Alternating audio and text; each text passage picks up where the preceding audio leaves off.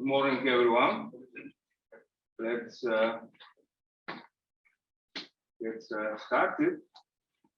So it's a privilege to introduce Bernd Siebert from University of Texas, who is going to be our first speaker today, and is going to tell us about canonical wave structures and functors via Gromov-Witten theory. Bernd? Okay, thank you, Ludmil, for this nice introduction. So a subtitle here could be, or a continuation of the title could be, and intrinsic mirror symmetry. It didn't fit on the slide anymore, but I thought that might be a good addition. So the first slide is about putting that talk into context, or just work on canonical wall structures. It actually came out a year ago, but that conference didn't happen. And I thought it's such a nice result. I wanted to advertise it a little more. So, so if you got confused with all the papers I've written with Mark over the many years, let me give you a quick rundown. So initially, like 20 years ago, we were talking about a perfect duality given by some discrete Legendre transform between discrete data, and they were in one correspondence with central fibers of a degeneration together with a logarithmic structure. So that was a hard sell, I have to tell, because people kept telling us, I mean, what do you want to do with all this log structure and so on? At least on this level, we could prove like Hodge theoretic mirror symmetry. So assuming this all fits into families, you get actually the traditional Hodge theoretic mirror symmetry.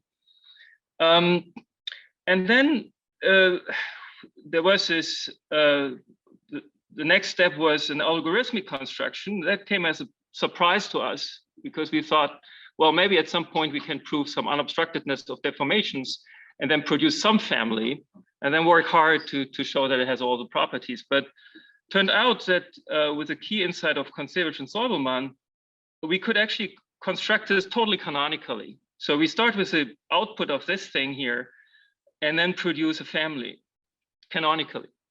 And the key thing here was an algorithmic construction. We constructed a wall structure and then used the wall structure to patch together kind of standard toric pieces for the deformation in some non-toric way. And the next key step was the collaboration with Rahul Pandaripande, where we observed that the key input into this algorithm, the scattering construction, the Kontsevich-Solbermann lemma, if you want, has an enumerative interpretation in terms of toric surfaces, blown up toric surfaces. So you take toric surface, you blow it up non-torically typically. Toric blow-up doesn't do anything interesting. So non-toric blow-ups, and you get a scattering diagram that is part of the kind of local algorithmic structure that we had in the 2007 Annals paper. So, and then there was a slight shift of philosophy in Mark's work with Paul Hacking and Sean Qile, where they used this construction here, the theorem, to turn the construction around. You know, before we were always kind of sold on like a perfect duality starting from the central fiber and go from there. But turning this construction around, you could also start with a pair, y comma d. It also works for degeneration, but that's not what they did, okay? So you start with y comma d, so data on the mirror side. And well, or you could, I mean, the y and x are swapped now, right? So y comma d would be here, and then you construct that family canonically by doing enumerative geometry, doing like constructing a wall structure from Gromov-Witten theory. Actually, at the time, there was no the Gromov-Witten theory needed was not really developed, and there was a long kind of development, parallel development from here to here, where logarithmic Gromov-Witten theory was developed by me and Mark, and independently by Dan Abramovich and Qile Chen.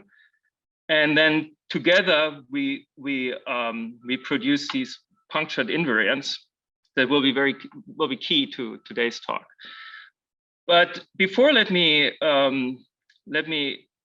say one thing. So there is a little bit of a murky history at this point when it comes to broken lines and theta functions that already appear, that featured prominently in this work of Marcus, Paul, and Sean. So broken lines appeared like in work of discussions we had with Mohammed Abu Zaid early in 2007, and then Mark wrote a single authored paper on CP2, and then sometime in the summer of 2009, he told me of a key insight he had together with Paul into how to make this work, what we always thought about, and that led to the paper that I wrote with Michael Kahl and Max Pumperler that never got published, but it will very soon actually. Anyway, so, and then in complete generality, we had this long kind of book with Paul that tells you, let's assume we start with something, this kind of combinatorial structure, the polyhedral decomposition, cell complex with an FI structure, and a consistent wall structure coming from anywhere. And then you produce these theta functions on these canonical functions on a kind of stupid smoothing away from codimension 2, and that then form an associative algebra, and you can take the spec or proch, depending on which situation you're on, in to construct this mirror. Okay, so that will also be a key construction for today's talk. And then in 2019, we had this intrinsic mirror symmetry paper where we said it was the advance of punctured invariance, allowing negative contact orders. And once you have these, so Gromov-Witten theory with negative contact orders, you can define structure coefficients for this ring of theta functions without ever knowing, really having a function. Okay, so you're just writing down a formal module, some a theta p. So p are the integral points of my affine manifold, and then you write down the structure coefficients in terms of 3-point invariance, 2 positive inputs, 1 negative output. And that was technically hard because proving associativity requires a lot of digging into the log geometry and the log Gromov-Witten theory. So today's talk is about bringing this all together. Okay, so in a way, this construction had nothing to do with what we started with or with this construction. This paper that came out last year on the canonical wall structure via punctured invariance, that tells you how to produce the structure we produced algorithmically in favorable situations by Gromov-Witten theory with punctured invariance, and prove that the theta functions you obtain are exactly the same as you would have constructed algorithmically with the GHS construction. Okay, so let's say what the main results are. So I'm starting with a logarithmic Calabi-Yau. So x comma d. I'll say in a second what exactly we need. It's very strong. We don't need like minimal or anything. So from the algebraic geometry perspective, it's very mild assumptions. In the relative case, you should think of this pair as total space comma central fiber. Okay, so that fits into the picture as well. You get an additional grading that is responsible for getting the proch. And then, so you still construct the wall structure on B comma P. That's easy once you know how to define punctured invariance. We define broken lines via punctured invariance. That's also easy. It will be 2 punctured invariants coming like 1 input, 1 output. And then the key is to produce a scattering of broken lines, which was responsible for the construction of the theta functions from a wall structure. Okay, once you have a wall structure, it's a completely combinatorial and simple procedure to get to theta functions. And we get a scattering procedure. So each time a broken line coming in from infinity hitting a wall, it can bend according to the enumerative information carried by the wall. So now we have 2 ways to do this. So either you do this just by algebra, the way we did it in GHS, or you try to do it in logarithmic geometry. And that's what I will talk about today. I will explain how this goes because it's a very beautiful, very, very nice, nice application of a formula that that Yixian Wu, my student, gave in her thesis. Okay, so let me. Yeah, go. Yep. If you already knew without all this discussion of wall structure from your mind, what is the point of doing it with the We did not have. Okay, so right. Very good question.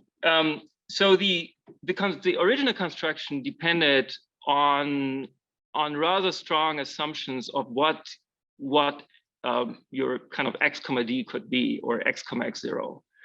We had this kind of simple singularity assumption, which does not fit well with what you would start with in algebraic geometry. So in algebraic geometry, you want to start with a pair x comma d without knowing some toric degeneration or these kind of things, or make heavy assumptions on the kind of singularities that appear. Okay, so that is right. So the point of doing this, so why is like the work of Marcus, Sean, and Paul better than what we did before? It doesn't use a degeneration. It's intrinsic to this pair y comma d. Okay. Yeah, thanks for the question. I should have said that. Okay, so this is the intrinsic mirror symmetry setup. Let's quickly run through it without spending too much time. So what we assume is we have a projective manifold over C, a D, a simple normal crossings divisor, and assume that the logarithmic C1 is a kind of positive linear combination of some components of D. So this is like the dirt. Okay, so in minimal log Calabi-Yau situations, you would just have 0 on the right hand side, but you do allow dirt, and that makes it a lot more versatile from the algebraic geometry perspective, because working with minimal models is often a challenge. Okay, so in many situations you cook up, they are not minimal. So that's the key thing, I think. And then there's this insight of Constellation-Solomon that, well, you could easily change your x comma d by blowing up d. Okay, so how that should be irrelevant to what you're doing, because morally you want to talk about mirror symmetry of x minus d.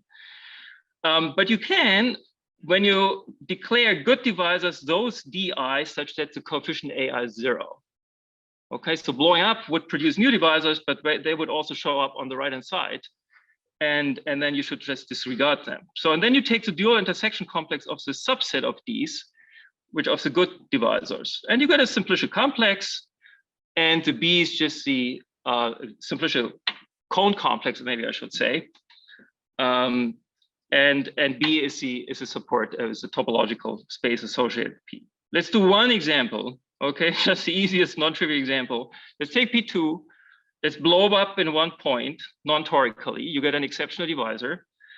And then you could take D with or without D to get this kind of cell complex. It's a fan of P2. Okay, so if you include E, you would get another kind of 2-cell sitting above it, sorry, somewhere here, but you should just disregard it. So this is our arena. We will have this kind of, it's an affine, it's a cell complex. It's topologically a manifold, or maybe just it's a manifold at least outside codimension 2, and that's good enough for everything we will do. It comes with an affine structure, and that goes as follows. So the affine structure away from codimension 2. So that is essentially telling you what is the affine structure when you pass through an n-1 cell.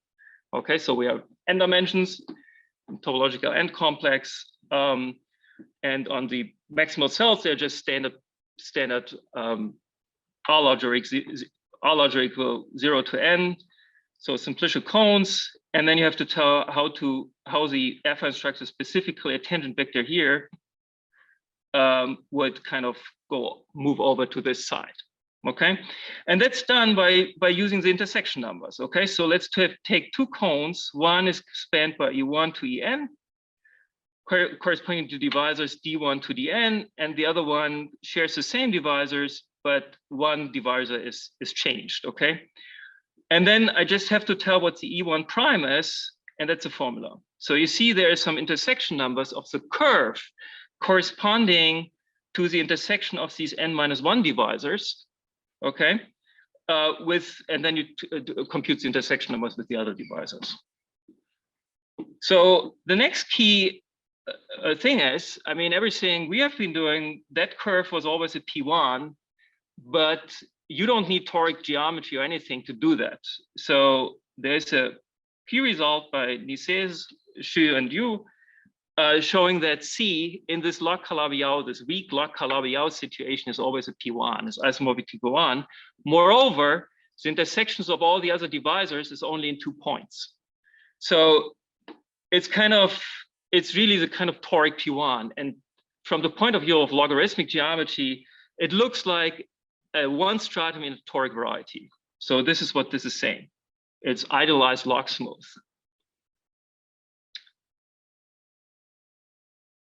Are there questions to the setup? I have no idea what that Of what? I have no idea what that Okay, so thanks for saying, speaking up. We are building an integral affine manifold. So with an affine structure outside coordinate 2. Okay. It's trivial on the maximal cones. The maximal cones correspond to the 0 strata of your y comma d, or of D, and you have to tell how to change the affine structure when you pass through an n-1 cone, and that's what I was trying to explain. So what does it have to do with the C? Well, I mean, so this is a vector E1. Whoops, E1 prime, and I have to tell you what E1 prime is in terms of the standard basis E1 to En. Okay. And that's just some intersection numbers. What is C? C is a curve. Other device. This is the intersection corresponding to this kind of n-1. I mean, you can't draw 3-dimensional pictures. It's this kind of, in dimension 2 is just the divisor, right? The intersecting divisor. Does it help? Yeah. Okay. Why was it important that C is idealized log smooth? Not for this slide, but soon. Okay.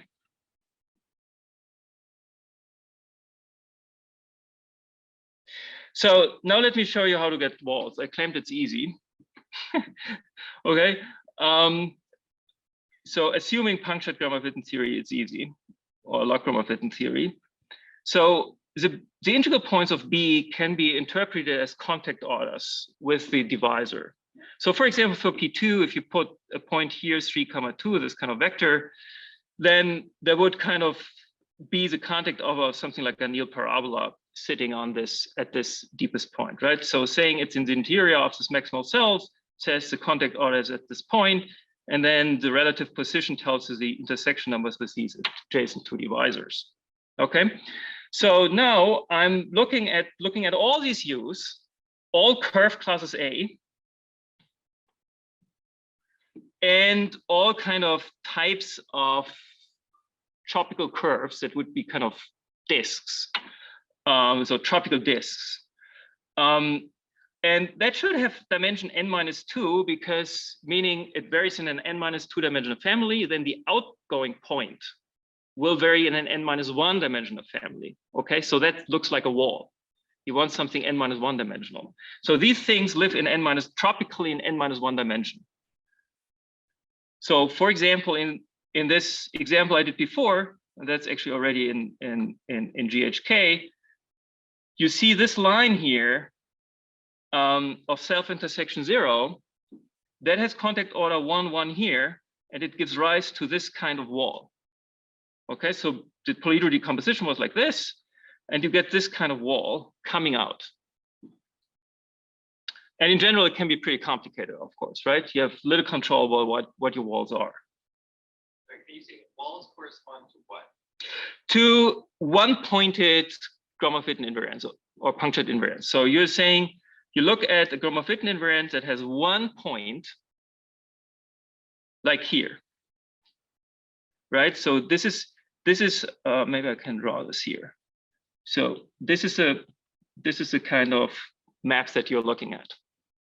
Okay, they were called A1 curves in GHK. Maybe I can ask them. So this B and Z, that's supposed to be like basis for symplectic homology of the interior. Is that what it's supposed to be? Right. You should think of symplectic here. You should think of generators of SH0, symplectic homology. The Repo orbits. Some kind of hyperplane inside the space of generators of symplectic homology. That kind of thing which a wall is. No. The walls will tell you the kind of holomorphic cylinders. Sorry, not the kind of bubbles you will get. That's the information you get for bubbles. No, but in what space is it? Like, it lives in this basis of symplectic homology tensor R. No, I don't think this picture naturally appears in symplectic homology. No, but in what space of the wall live? Like in B comma P.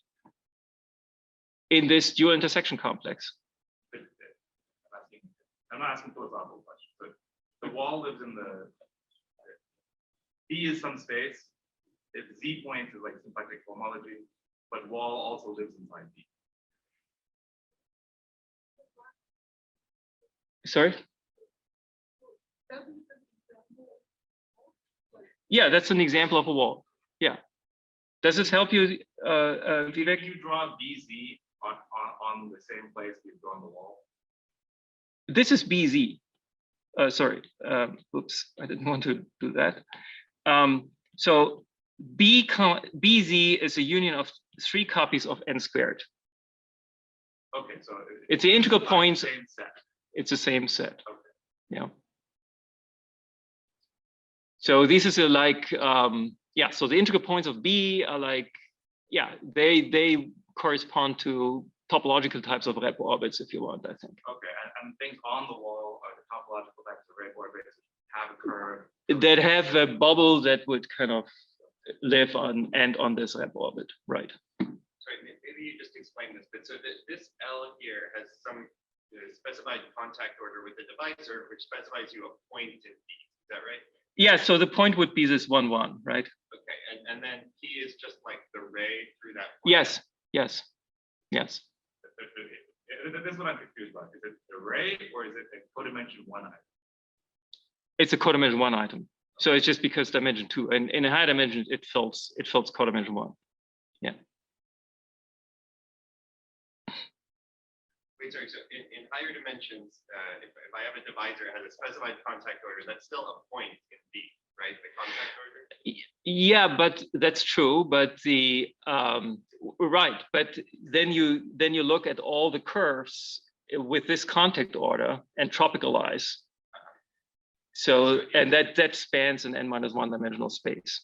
And it's just a coincidence that in this case, that point, n-1 dimensional space is the ray through that point. Well, it will always contain the thing, right? But typically, what's happening if you do this in one high dimension, you will fill in a cone. I mean, what you're confused about is the walls have more than just, it's not just a topological subspace. They carry a monomial, and the monomial has to do with the U. Okay. So we'll be foliated by these rays. If I'm thinking in terms of symplectic homology and fillings, whatever, do I have to contemplate n-1 dimensional moduli spaces, or can you describe the wall as sort of only 0-dimensional moduli? This is a 0-dimensional moduli space. Yeah, that's a confusion with tropical geometry, right? So yeah, so like this whole cell here is actually a 0 stratum, right? Okay. Yeah, so it's reversing dimension. So these are the degrees of 0-dimensional moduli spaces, but it's a deep stratum in the 0-dimensional moduli space. It's kind of a generic, not deep. It's a generic stratum, which has a big tropical monoid.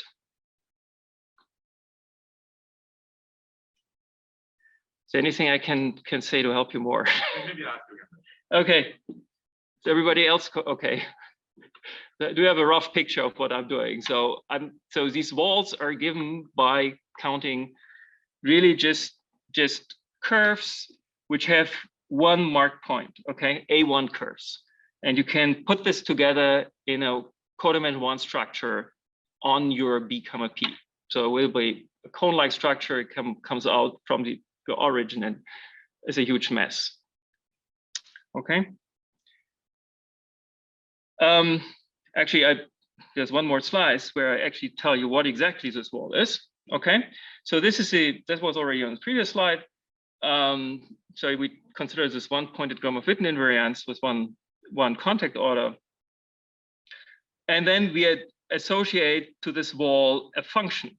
So now P is just this topological thing, but on the topological thing, I take this function that it's the exponential that has to do with multiple curves in a way. Some lattice index having to do in which direction, I mean, how this outgoing point varies relative on the lattice. So it's just an integer, a natural number.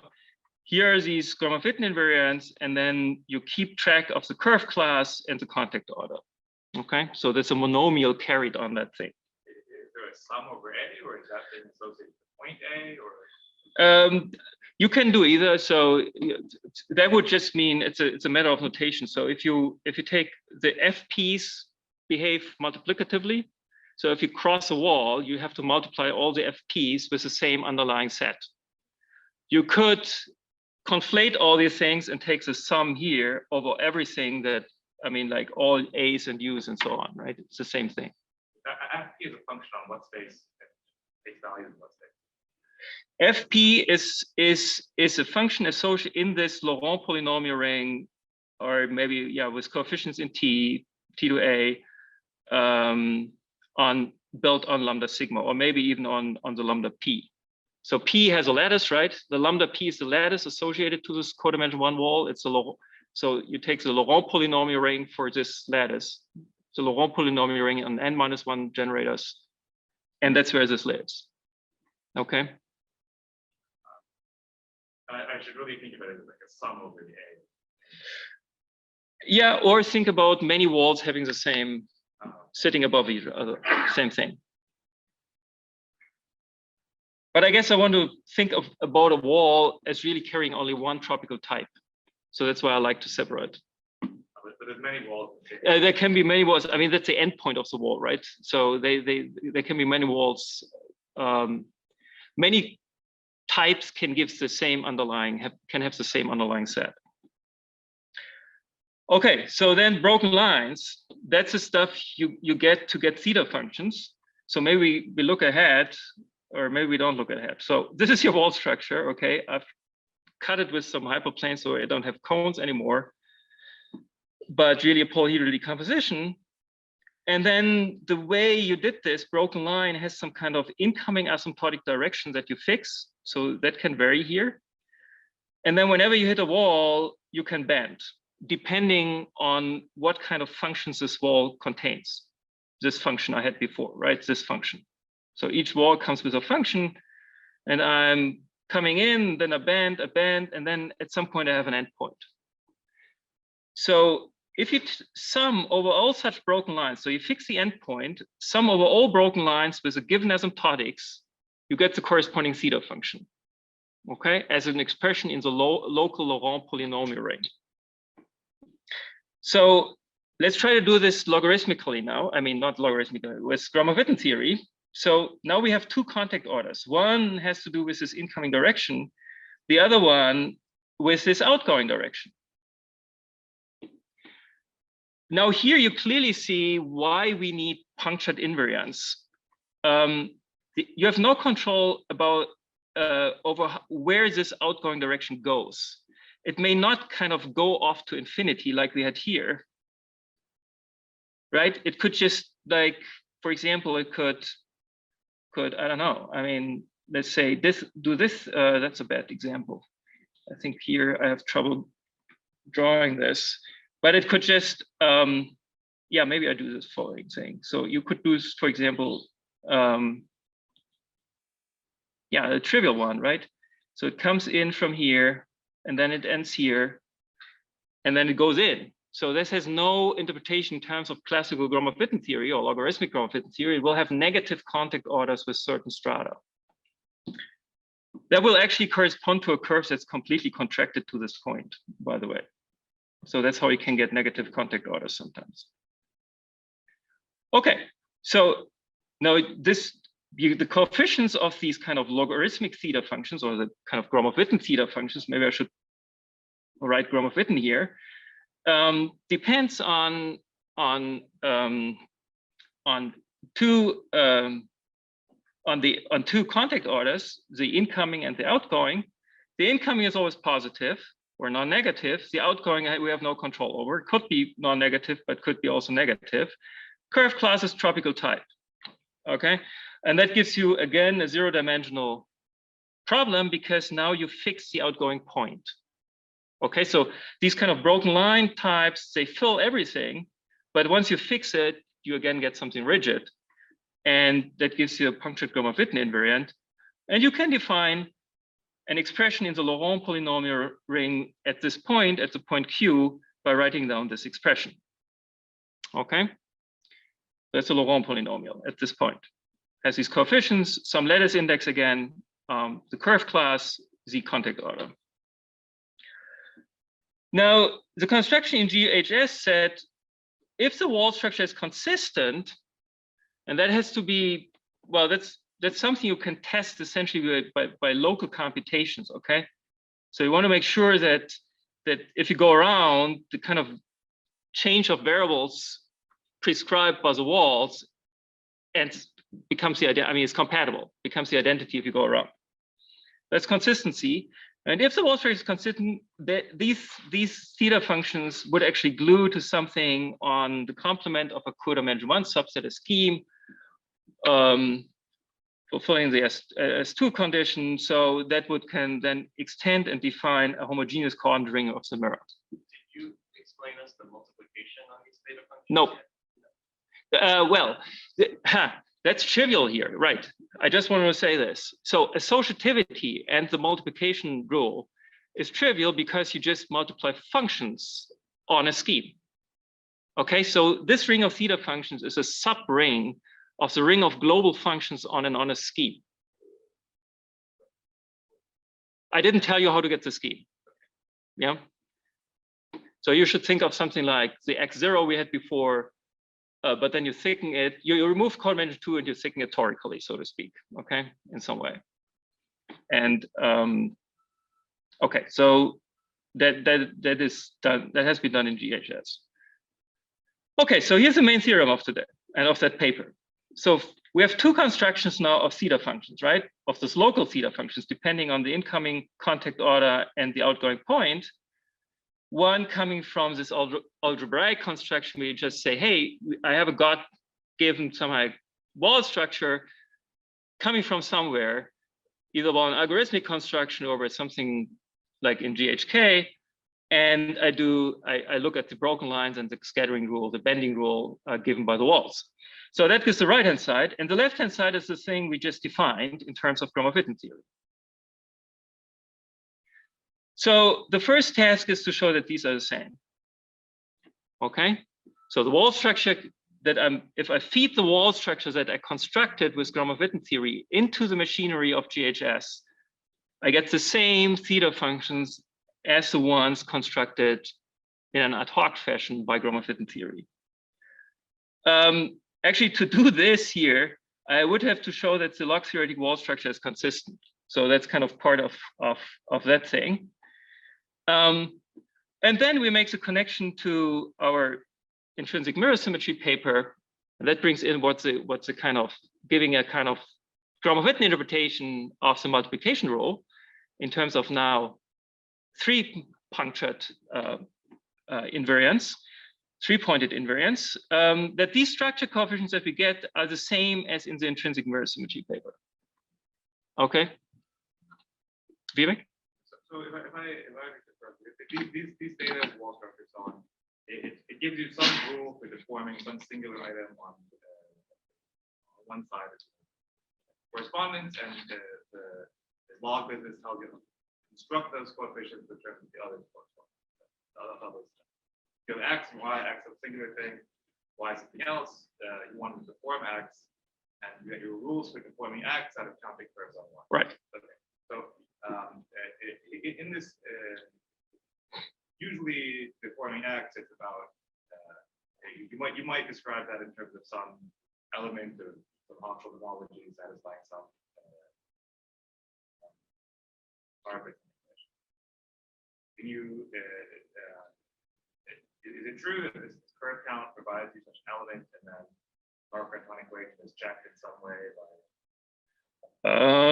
Well, you don't formulate it. Right? No, certainly not. Okay, well, But there should be, yes, there should be. I don't know. Would be interesting. Yeah, let's discuss it. I mean, this the Hoschig homology of the mirror is of course have something to do with the symplectic homology on this side. So there should be some dictionary. Maybe I can reformulate that slightly. These theta functions are defining functions on like a smooth variety, right? No, it's not smooth. These are functions. Well, are these functions on the central fiber of the mirror family, or on a? Okay, let's say smooth. It's good as a first approximation. Okay, it could be smooth. But that thing has a degeneration down to sort of a Right, central fiber. right. How do you describe that degeneration in terms of these theta? Oh, that's a good thing. Yeah, it's a Stanley-Reisner ring. So when you have a cell complex, a simplistic complex, you can write down the Stanley-Reisner ring. It essentially tells you, well, so you have generators that are the vertices, and then you can write down a rule that if two generators are indifferent, are not contained in the same cell, they multiply to 0.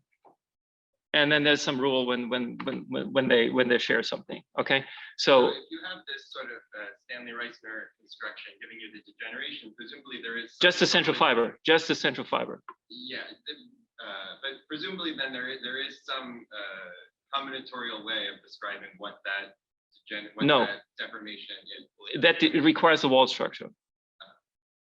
That's exactly the point. I mean, you could try to do this naively, just forget about wall structures. I mean, let's just try to do it combinatorially. And then you would find that, yes, you can write down a ring of functions on this kind of codimension 2, complement of a codimension 2 subset, but these functions won't extend. You need the walls, this kind of consistent wall structure, to have enough functions locally to extend over the codimension 2 locus. Okay, that's already apparent in GHK. Yeah. So maybe I can ask one other unrelated question.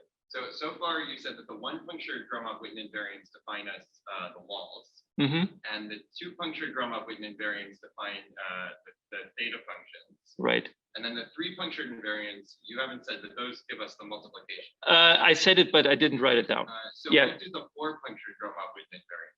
Oh yeah, I mean, yeah, I mean, depending on how you choose inputs and outputs, but let's say 3 inputs, 1 output. Of course, it's like one of these 4 points. So you multiply 3 inputs, 3 generators, you get 1 output. That's actually used in the associativity proof. Yeah, so we need exactly these things. So 4 punctured invariants. Do you need the 5 punctured invariants? No, but you could write it down. I mean, it's not. I mean, once you.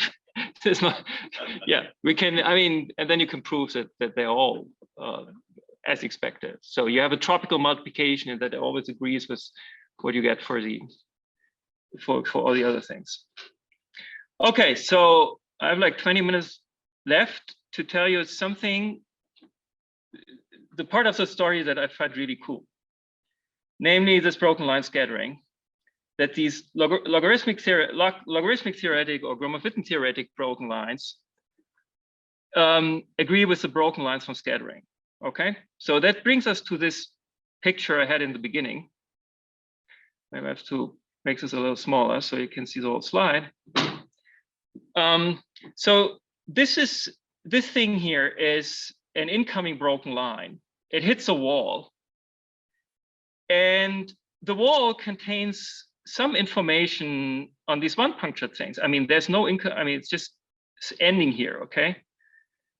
And it can combine with all these incoming stuff to get an outgoing, to pass through the wall. Okay, so the kind of, before the wall, it was just this guy. After the wall, it's a whole thing. It's a whole, the union of these, the black, this incoming orange edge and this purple one.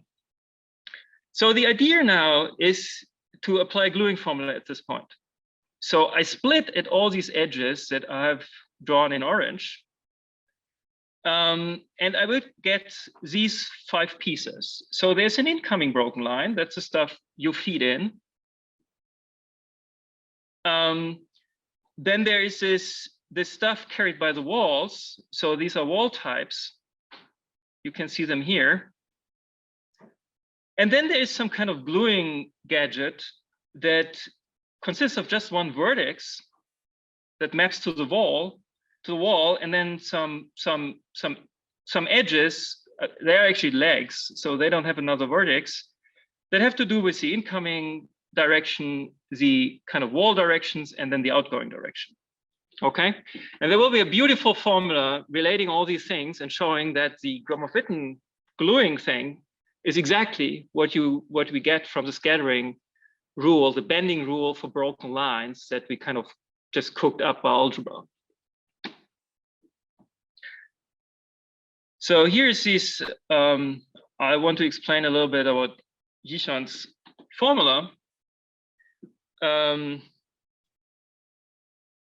Because it's, I mean, it's a beautiful formula that does not only apply in this setup, but if you want to, it will be a little fast, I'm afraid, but Yixian will give another talk this afternoon. So if you want to learn more, you should attend this talk. So let's first, I need to introduce a little bit of notation. So this P is contained in a minimal cell. P is codimension 1. So this minimal cell could be either a maximal cell or a codimension 1 cell. Okay. Then we get 2 kinds of gluing strata. So remember that there was this kind of reverse of dimension in the tropical picture and in the geometric picture. So a maximal cell corresponds to a point in the intersection of n divisors, and an n-1 stratum was this P1. There was a C on the slide where I defined the affine structure, and I pointed out it's a P1. And now it will be important that that's a P1. Okay, it's exactly where I need it. So the theorem of Yixian is the following: split a tropical type tau along edges, like we do in this slide that I just on the previous slide.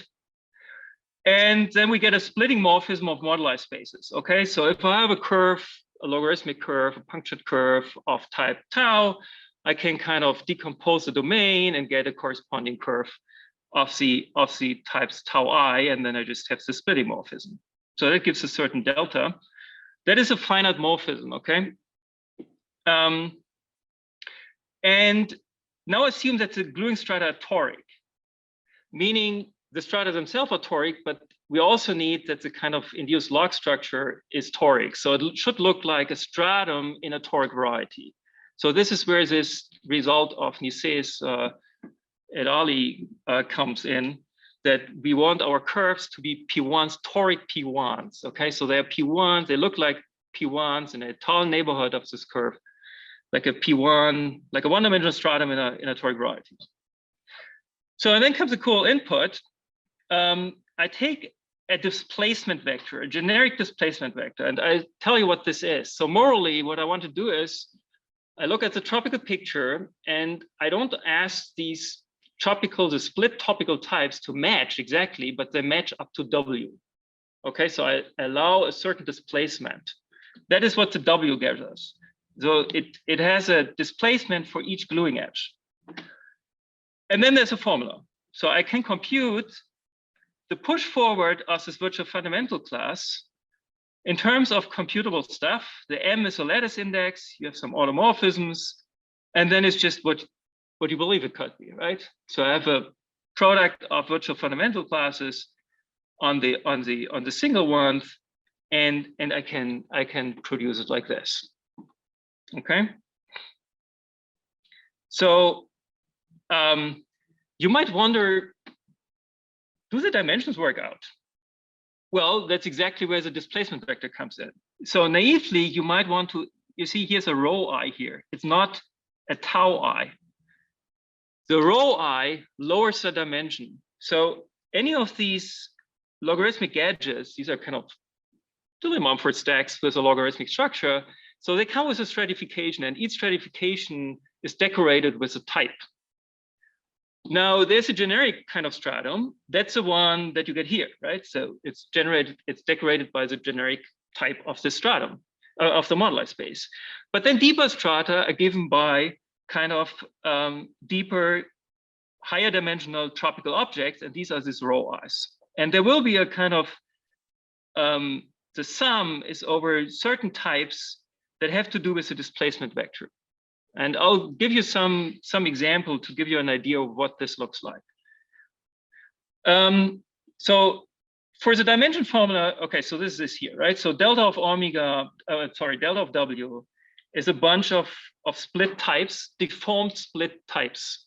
Yeah, so the rho I is a deformation of tau I, or maybe rather the tau I is a limit of the rho I's. Okay, so rho I has more structure, it's bigger dimensional tropically. And that has some kind of displacement. So these have to, the bunch of rho I's that you get should be compatible with this displacement vector. And then there's a dimension formula that makes sure that this works out dimension-wise, which is written here. So let's not worry about the tildes here. It has to do with the marked points. It increases the dimension by 1 and so on. So N is a gluing lattice. Okay, so each edge lives in some, by the toric nature, that's where it comes in. By the toric nature of the gluing strata, each edge comes with an n-dimensional lattice, and that is the NE. Okay, so in a toric situation, that is just the n that you get for the fan. Okay, so here's just a little explanation of what the tildes mean. So you have the rho I's, tropical types, a cone of tropical things plus evaluation points. It's a gluing lex. And the M is a certain lattice index. Let's do one simple example, the easiest I can write down. Let's take for X the following gadget. It's a union of two copies of P2 that arise when you degenerate P1 cross P1. Okay, it's a central fiber of a degeneration of P1 cross P1 to two copies of P2.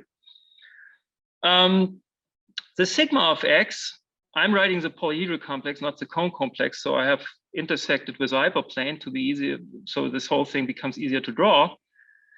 Looks like this. Okay. Okay, so this is the description, right? So we have two copies of P2, they're glued along a P1 torically. Now I have to specify this input data tau in Gishans formula on the left. And I'm taking the type of a rigid tropical curve. I mean, it's a slightly silly example because that would just be the one skeleton of the cell complex you see here. This is just for simplicity, okay? So I'm writing down this rigid tropical curve. Gishans formula did not depend on this thing being rigid, but if it's rigid, it just becomes a zero-dimensional thing. Sorry, it becomes, no, it may not be zero-dimensional, but it's then, well, anyway. It's just rigid. So anyway, so I want to split here at the only edge I can see here. And let's say W, I have to take a generic general W, say we take 1, 0. So this is this kind of displacement vector. And then I'm looking at curves that glue up to displacement vector. And if you do the computation and look at the dimension formula, that was so essential in making this work, you get two situations. So either you deform that vertex here to the left, or you deform that vertex to the right. And then you see these tropical curves that kind of still make it a rigid situation. So we started with something rigid. We have a displacement vector. We get a rigid situation more up with a modified gluing condition that would enforce a displacement. And here I'm checking that the dimension formula works out. Maybe let's not discuss it. It looks rigid, right? So that definitely works out. So what is this displacement vector business about? The displacement vector, if you know a little toric geometry, a vector in N gives you a GM action. Okay, and that's pretty much the same here. So this displacement vector will define a GM action on an Artin stack, kind of capturing the tropical situation. Okay, so the whole kind of moduli space is fibered, has a map, virtually smooth. So that's where the obstruction theory comes from, virtually smooth over an Artin stack. And the Artin stack captures a tropical situation. So that's where Yishan defines a GM action. And then you do a localization formula essentially or not a localization. I mean, you use the GM action to push your cycle into the boundary. And if you do this in this particular example, you will find two curves that you compute, right? So we were interested in actually counting curves that match here. Yeah, so actually situations, maybe I should draw it in here. This is the situation we actually want to achieve, right? We want to match these things. So then you get two curves like this, like the degeneration of a 1-1 type 1-1 curve in P1 cross P1. Okay, so how do we get these? Well, we can count the number of these things or look at the moduli space as a virtual fundamental class by counting these two strata in the moduli space. So Gishans formula would say that the image under the splitting map of the moduli space of these glued objects is rationally equivalent to these two strata that you can detect entirely tropically from these displaced diagrams. Okay, other questions for this formula? It's roughly clear.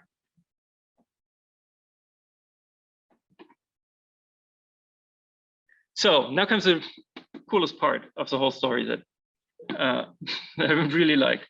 So for a broken line, I was always worried, oh gosh, it's going to be a huge computational mess once we do this, okay? And the beautiful thing is it's not. It's a single lattice index you have to compute. The reason is that the thing that actually Michael Karl back in 2009, 2010, when he was a postdoc in Hamburg, already kind of imagined, namely that you kind of should be able to talk about these walls in a virtual fashion. So you kind of split, they come out of the singularity of the log structure, they kind of split, and then you can kind of see what they do from a kind of tropical virtual point of view.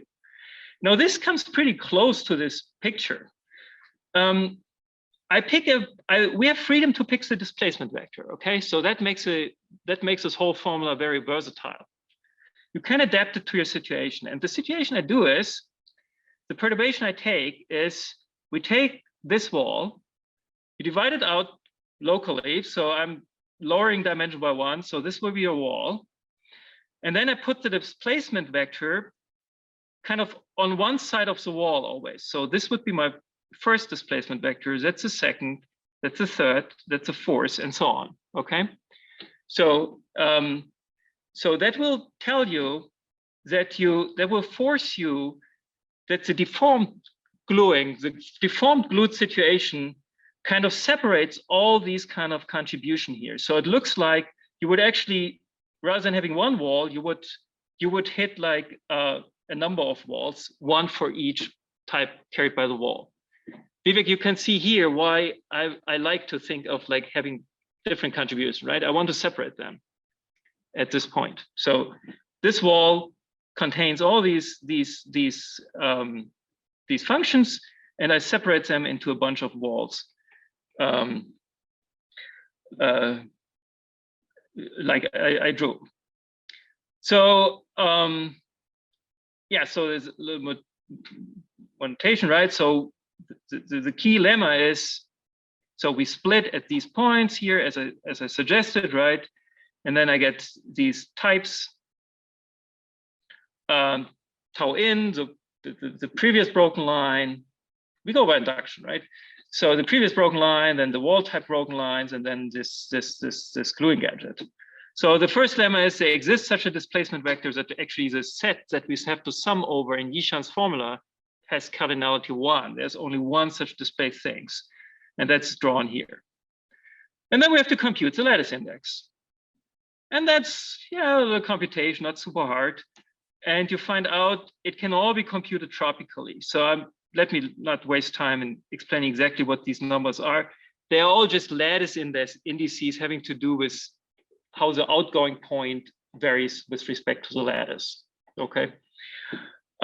So easily computable, and stuff you would see that come up in multiplicities when you write down your algebraic kind of scattering procedure, banding procedure. So the results then is very beautiful. The kind of passing the moduli space, the virtual fundamental class of the moduli space after passing through the wall has a very simple description in terms of what you had before. So this is the stuff you feed in. This is the stuff at the vertex. So this gluing gadget, and it will actually be very easy to compute. It's either 1 if the gluing stratum is full dimensional, or it is a simple to compute factor. And then you have the tau i's. Now note that this is cool. We don't need to change the tau i's. So in principle, if you look in Yixian's formula, the tau i's could also be limits of rho i's. And that would be a mess, because it would mean I have to feed in stuff that I don't really know in the beginning. But I do know what these virtual fundamental classes are, or at least what the degrees are, because this is stuff that's carried by the walls. Okay. So I essentially explained this, right? So the left-hand side is a result of interaction of the broken line with wall P from a Gromov-Witten perspective. And the right-hand side has all these moduli spaces that you kind of saw when we split this thing, okay? So you didn't have to do anything fancy for the tau in or the tau i's, the wall types or the incoming broken line types. You only have this interaction term, which is easy to compute. So you compute it. So that's the result, okay? And then you have to do this one computation. Sorry, is that correct for d n minus 1? Maybe there might be slightly off, but I think that was a d anyway. It's a simple to compute invariant for this gluing gadget. And the rest of this equality, that's the logarithmic, the kind of Gromov-Witten theta functions are the algebraically computed theta functions. That's just bookkeeping. We just write it down, it comes out. Okay, so that brings me to the end of my talk. Thank you for your attention. Any more questions?